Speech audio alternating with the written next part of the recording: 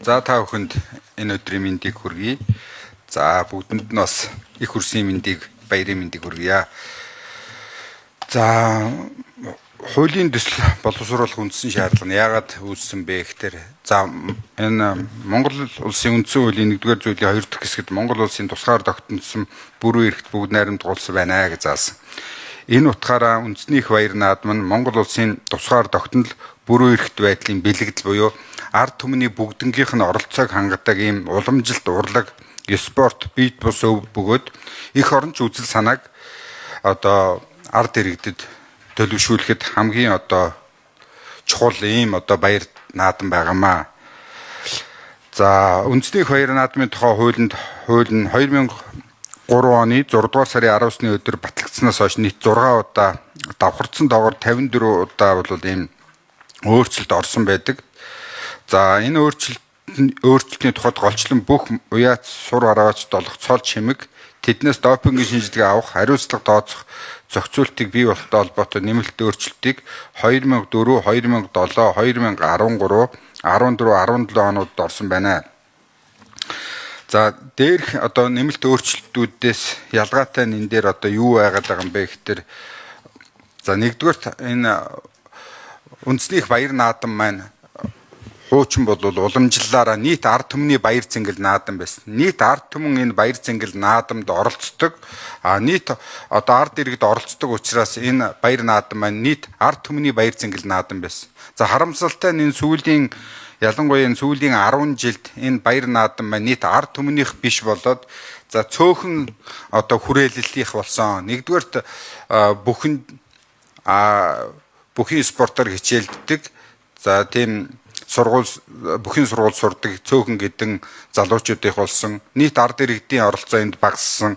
Энийг дагаад өв уламжлал маань энэ бүгд өв уламжлалтад дуртай байх, өв уламжлалаа цааш нь өвлөж авч явах энэ маань бас ингээд сөрөг үр дүнтэй болж байна гэж ингэж харж байна. За мөн хурдан морь бид нар малчин ард иргэд буюу хөдөөний ард иргэд энэ өв соёлоо өвлөн авч явж байгаа хамгийн чухал хүмүүсээ гэж үздэг бол сүүлийн 10 хэдэн жилд бол ялангуяа сумын баяр наадам, аймгийн баяр наадам, улсын баяр наадамд яг малчтын морь айрагдаж малчтын морь, уйсан морь ямар нэгэн амжилт гаргасан зүйл бол маш их хомс болж байна.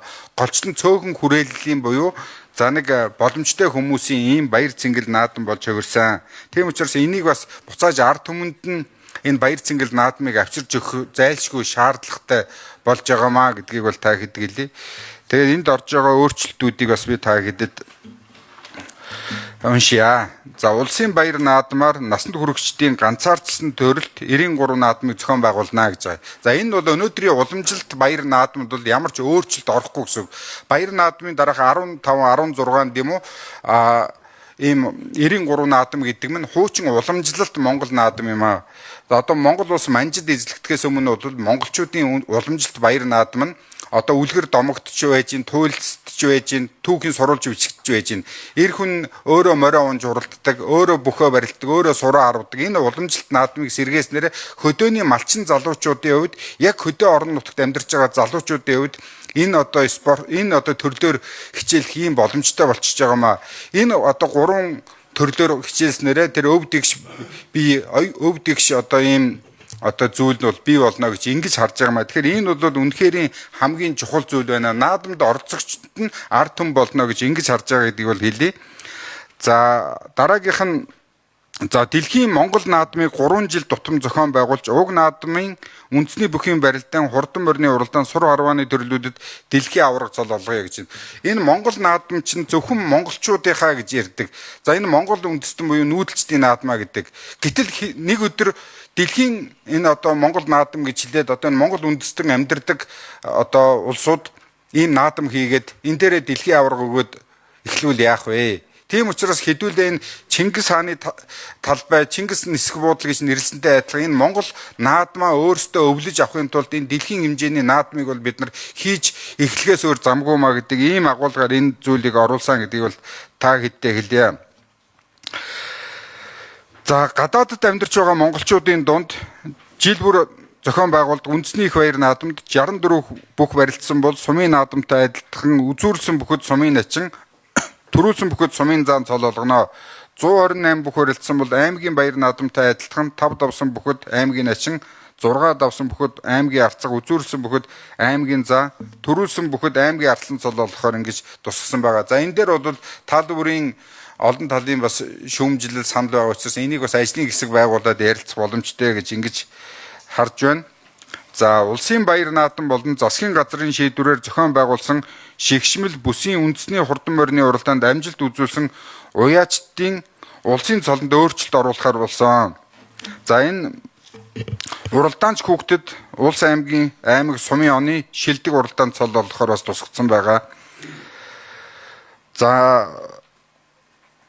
үндэсний баяр наадмын тухай хуулийн 5 дугаар зүйлийн 5.2 дахь хэсгийн тэмдэглэн гэсний дараа уг баярыг тэмдэглэн өнгөрүүлэхтэй холбоотой жил бүрийн 7 дугаар сарын 10-ны өдрөөс 7 дугаар сарын 19-ны өдрийг дуустал бүх нийтээр амарна гэдэг. Энд нэг 10 хоног амархаар бол ингэж одоо тусгасан байгаа. За бидний хувьд бол жилд цагаан сар үндэсний баяр наадам гэдэг хоёр одоо үнэхээр хамгийн чухал Монгол улс тусгаар улсын хамгийн том бэлэгдэл болсон хоёр баяр байдаг. Энэ баяраараа нэг юм урт амарх нь бол зөв юм а гэж ингэж одоо тусгаж өгсөн байгаа. За бүхийн шинжилгээ өгсөн бүх сурын харваач допингийн шинжилгээний хариу гартал батламж олгоод хариу гарсны өдрөөс хойш 3 хоногийн дотор шинжилгээний хариу болон батламжийг үндэслэн тухайн бүх харваачдад улсын цол болохоор ингэж тусгасан байгаа. А тэгэхгүй бол одоо ерөнхийлөгчийн зарлиг гарчдаг. За ингээ ерөнхийлөгчийн зарлиг гарсны дараа допингийн шинжилгээний хариу нэрээд допингтой гэдэг ийм асуудал үүсэхдээ нөгөө зарлигаа буцаах асуудал гардаг. Ингээд нэг зарлиг буцаах энэ тэрэгсэн маш олон ийм одоо хил ам дагуулж байгаа учраас нэг ийм өөрчлөлтүүдийг оруулсан байгаа. За мөн одоо 2021 оны 8 дугаар сарын 17-ны өдөр зохион байгуулсан үндэсний баяр наадмын бүхий барилдааны цолыг нөхөн олох гэж байгаа. Энэ нь яагаад энэ зүйлийг оруулсан гэхээр өнөөдөр Монгол улсын хувьд сүүлийн 100 жилийн хугацаанд тэр 1939 он, 1940, 41, 42, 45 он бүх цаг хугацаанд тэр их хилмигдүүлэлтийн үед ч гэсэн тэр энэ үндэсний баяр наадам бол Монгол улсын тусгаар тогтнолын баталгаа гэдэг үүднээс баяр наадмаа нэг ч удаа дасалж үзээгүй юм байлээ. Ямар ч одоо дайн байлдаантай байхад. Гэтэл 2021 онд бол бас энэ үндэсний баяр наадам маань дасалдсан. Тийм учраас энэ баяр наадмыг гэхдээ бид бүхэн бас үндэсний бүхий холбоо гэх зэрэгээр бүх холбоодуудтай энэ төрийн бус байгууллага бүхчүүдийн төлөөлөлтөд уулзсан. За тэр одоо тэдний хэлж байгаа саналуудаар бол энэ цолыг бол бас бид нар яг одоо тэр баяр наадмын хэмжээний бүхий барилдааныг зохион байгуулсан гэж магалжуу тэргүүн бол одоо энэ дээр бас саналаа өгсөн. Энэ дээр бол цолыг бол олох нь зөвөө гэж ийм саналыг өгсөн. За мөн улсын авраг шалгаруулах тэмээний уралдааныг өвөл зохион байгуулж тэмээний амжилтыг харгалзан улсын алдарт уяат цол олгоно. Уг уралдааныг зохион байгуулах болон цол олох журмыг засгийн газар батална гэж байна.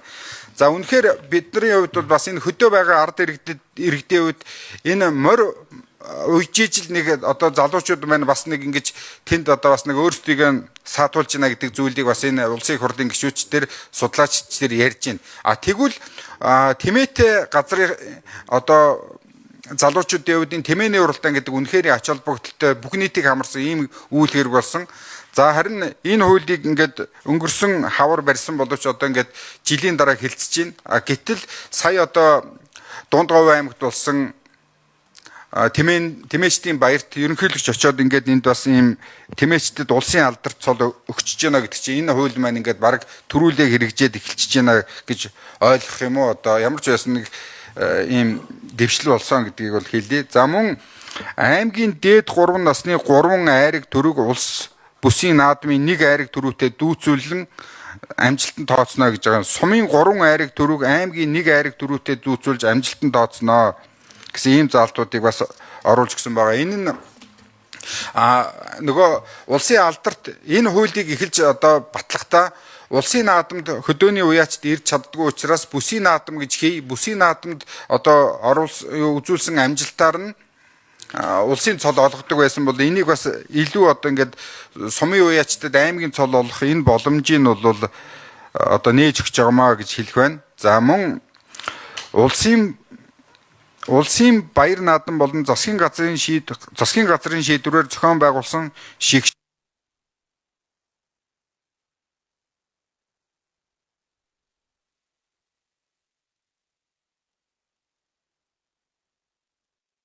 За Улаанбаатар гишүүнээ 1 минут шүү. Одоо 1 минут багтаарай. За улсын баяр наадам засгийн газрын шийдвэрээр зохион байгуулсан шигшмэл үндэсний хурдан морины уралдаанд морин 4 удаа төрүүлсэн эсвэл 8 удаа харигдсан уяач улсын алдарт уяач морин 6 удаа төрүүлсэн эсвэл 12 удаа харигдсан үүнээс улсын баяр наадамд 1 төрүүлсэн эсвэл 2 удаа харигдсан уяач улсын манлаа уяач морин 10 удаа төрүүлсэн эсвэл 20 удаа харигдсан үүнээс улсын баяр наадамд 2 удаа төрүүлсэн эсвэл 4 удаа харигдсан уяач улсын тод манлаа уяач. За улсын баяр наадмын бүх насанд төрүүлсэн бол улсын дархан тод манлаа уяач цол олгоно гэж байна. Улсын наадамд одоо 4 төрүүлсэн бол дархан авраг болдог. Бүхэд дархан тод манлаа гэж одоо сур харваанд олгодог бол уяачтад бол ийм цол байхгүй юм байл дээ. Тэгэхээр энийг бас ингэж нэмж оруулсан байгаа гэдгийг бол та гэдэгтэй хэлье. За ингээд цаг дуслаа.